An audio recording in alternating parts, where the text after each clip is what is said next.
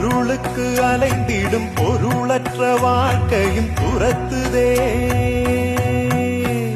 உன் அருள் அருள் அருள் என்று அலைகின்ற மனம் இன்று பிதற்றுதே. அருள் விழியால் நோக்குவாய், மலர்பதத்தால் தாங்குவாய், உன் திருக்கரம் எனை அரவணைக்குனதருள் பெற பிச்சை பாத்திரம் ஏந்தி வந்தேன் ஐயனே என் ஐயனே.